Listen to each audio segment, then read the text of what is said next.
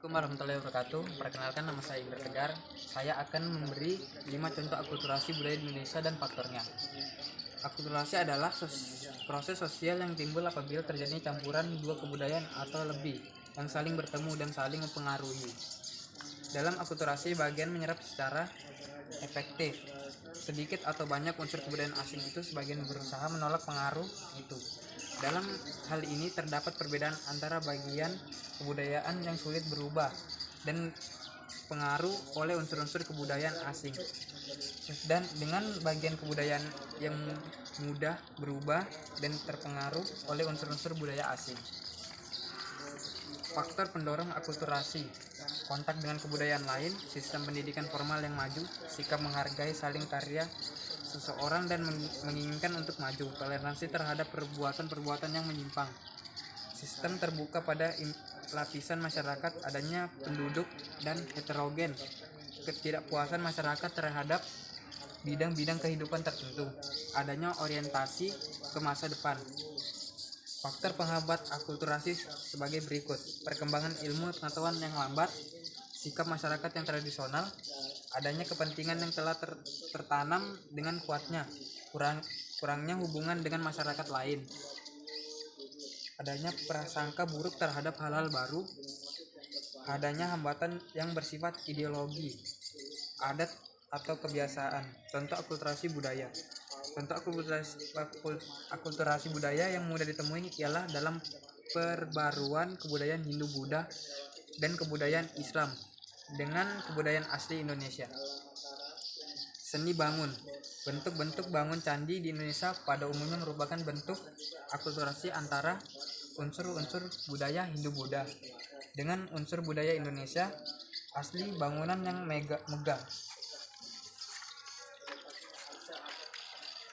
Seni rupa. Maksud pengaruh India juga membawa perkembangan dalam bidang seni rupa, seni pahat, dan seni ukir. Hal ini dapat dilihat pada relief atau seni ukir yang dipatahkan pada bagian dinding candi, misalnya relief dipahat pada dinding pagar langkan di Candi Borobudur yang berupa pahatan riwayat Sang Buddha. Di sekitar terdapat lingkungan alam Indonesia seperti rumah panggung dan burung merpati. Seni sastra.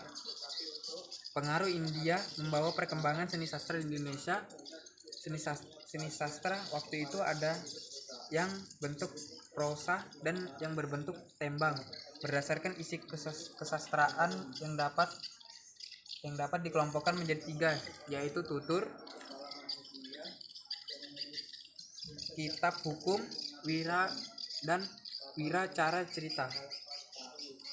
Bentuk wiracara cerita ternyata sangat terkenal di Indonesia, terutama kitab Ramayana dan Mahabharata.